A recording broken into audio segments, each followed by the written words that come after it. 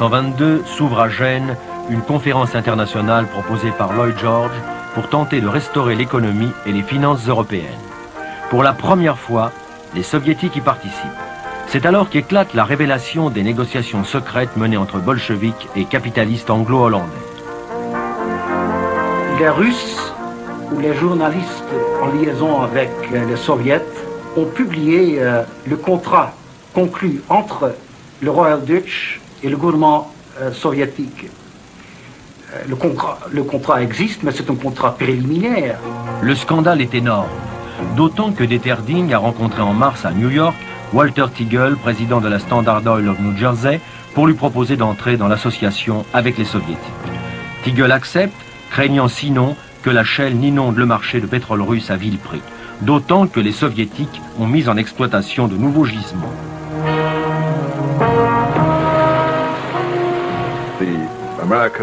Américains et Anglais étaient bien décidés à rester maîtres du marché mondial du pétrole. Par conséquent, ils s'efforçaient par le biais de leurs agents traitant avec la Russie soviétique de garder un certain contrôle sur la production de celle-ci. La maladie de Lénine fait traîner en longueur les pourparlers entre Deterding et l'URSS. Jusqu'en 1926, Shell et la Standard Oil ont acheté les surplus soviétiques. La mort de Lénine, l'avènement de Staline dont Deterding se méfie, arrête tout cela. Car en plus, la désorganisation de l'industrie pétrolière russe a fait grimper le coût de ses produits au-dessus des cours mondiaux. Avec des techniciens américains qu'ils paient en pétrole, les soviétiques tentent d'améliorer leur rendement. Ils décident de vendre eux-mêmes leur production. Du coup, Shell et la Standard Oil boycottent le pétrole soviétique.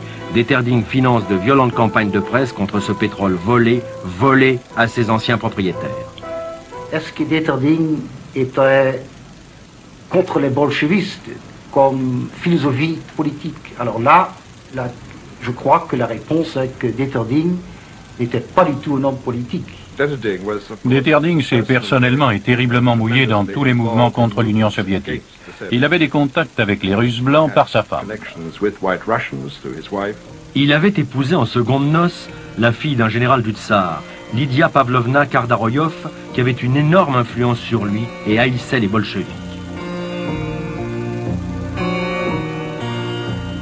On dit même que Deterding aurait trempé dans le parachutage de faux roubles sur l'URSS pour y provoquer une inflation incontrôlable.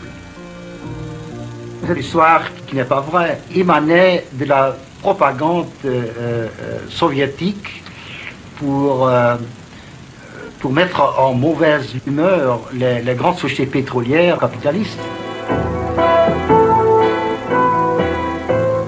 Le boycott impitoyable des trusts pétroliers force les Russes à brader à vil prix sur le marché mondial le pétrole sur lequel ils comptaient pour financer leur premier plan quinquennal. Pour l'écouler, malgré le blocus, ils font appel à un spécialiste, l'indispensable monsieur 5%, Gulbenkian.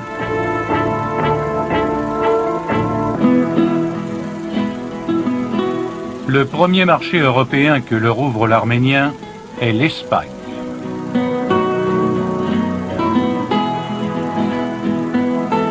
Pour y promouvoir une économie qui est la plus arriérée d'Europe, le dictateur Primo de Rivera a en 1933 nationalisé la vente du carburant, désormais confiée à une société d'État.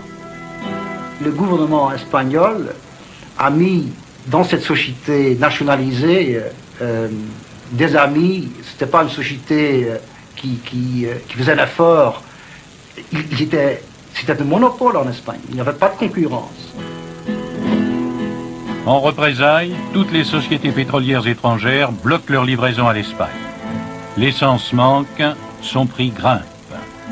Ironie du sort, Primo de Rivera, leader d'extrême droite, n'a d'autre issue que d'acheter le pétrole soviétique que lui propose Gulbenkian. Gulbenkian, agent de la Russie, pour la France, l'Italie, l'Espagne, a probablement offert aux Espagnols un contrat au terme plus avantageux que les grands groupes ont offert. Deterding a dit que c'était le consommateur espagnol qui allait payer pour ça. Ce qui est arrivé, le pétrole en Espagne était d'une très mauvaise qualité à un prix plus élevé. Les grands pétroliers jouent contre la peseta sur les marchés financiers internationaux. l'économie espagnole s'effondre. Accablé par une presse étrangère soudoyée, Primo de Rivera sera bientôt renversé. Si Gulbenkian a accepté de commercialiser le pétrole soviétique, c'est pour se venger de Deterding, son partenaire de 20 ans, devenu son ennemi depuis qu'il l'a obligé à démissionner de tous ses postes d'administrateur du groupe Shell. Deterding n'a pas pardonné à l'Arménien d'avoir contesté sa gestion dans l'exploitation des nouveaux gisements acquis par Shell au Venezuela.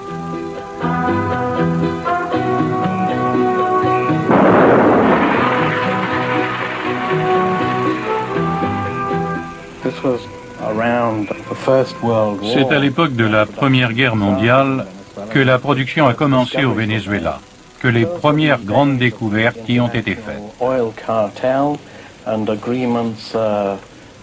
C'était le temps du cartel international du pétrole, le temps des accords secrets entre l'ancien trust Rockefeller, devenu le groupe Standard Oil, et la Shell.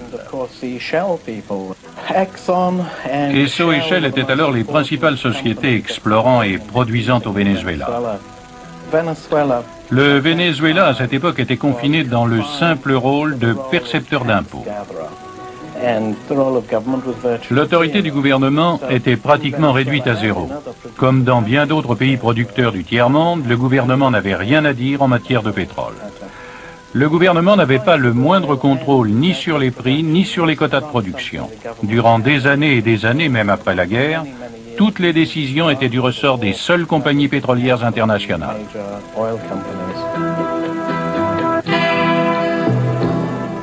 De son côté, le Mexique a depuis 1917 un nouveau président, Carranza, qui promulgue enfin la nouvelle constitution que chacun attendait. L'article 27 de cette constitution de 1917 stipulait que le sol appartient à son propriétaire, mais que le sous-sol, lui, appartient à la nation.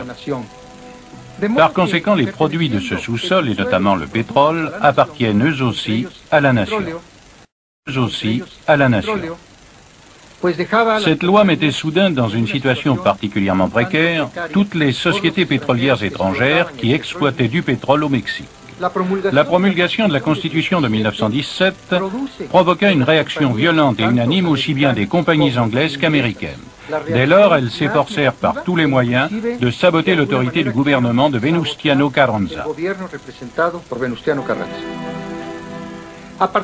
La chute brutale de la production pétrolière mexicaine à partir de 1917 fut la conséquence directe de ce fameux article 27 de la Constitution qui privait les sociétés pétrolières de tous les droits qu'elles possédaient jusque-là sur le sous-sol mexicain.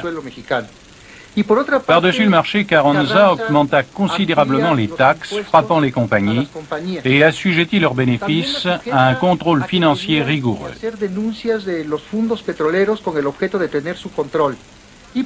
Enfin, la baisse de la production mexicaine résulta des facilités et des exemptions fiscales que son voisin, le Venezuela, accordait aux industriels du pétrole.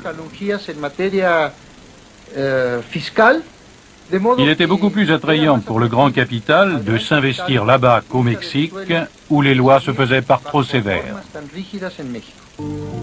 Deterding profite du marasme pétrolier au Mexique pour y agrandir l'empire de la Shell.